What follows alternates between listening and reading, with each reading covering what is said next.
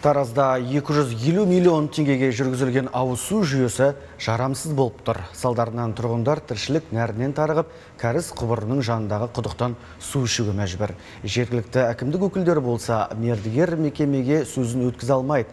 Мәселенің мән-жайын Мерей Байет анықтады. Өлдік қойна сусыз, бала-шағамыз шырылдап.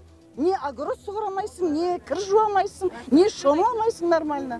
5 күн бойы тамшы су таппаған тұрғындардың бұл ашуы орында 2018 жылы Барысхан алқабына ауыз су жүйесі жүргізіле бастаған. 3 жылда толықтай сумен қамтимыз деген билік уақытылы құрылыс жұмыстарын бітірді. Бірақ бұқараның қуанышы ұзаққа созылмады. Сапасыз құбыр мен қондырғылар күн ара құртылып, жұмыс істеуінен жөндеуі көп болды дейді.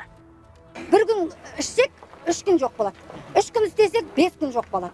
Өзі күнде бір жер жарылады, міне 5 күн болды ғой, айттым ғой, сусыз отырмыз. Сусыз отырмыз.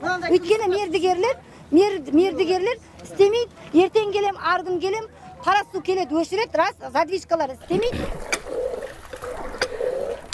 Ауыз суы проблемалы алқапта су аптала көшетін күндері болады. Тұрғындар сол кезде мынасында жерге қатылған құдықпен жамбағамыз дейді. Десе де, бұл жерден шыққан су көп жағдайда жарамды бола бермейді. Саздың дәм шығатын секілді. Ол құдықтың суын бір құдай білсін, қаншалықты сапасыз екен. Оның жанында кәріздің суы тұр, септик қазылған.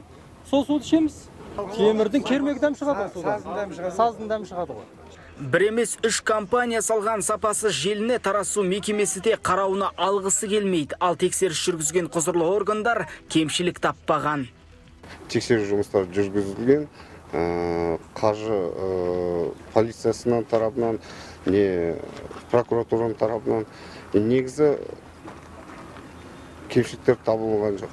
Осы жағдайға байланысты енді білеміз, постоянно порывтар болады. Порывтарды мердігер тараптан істеткізіп жатырмыз.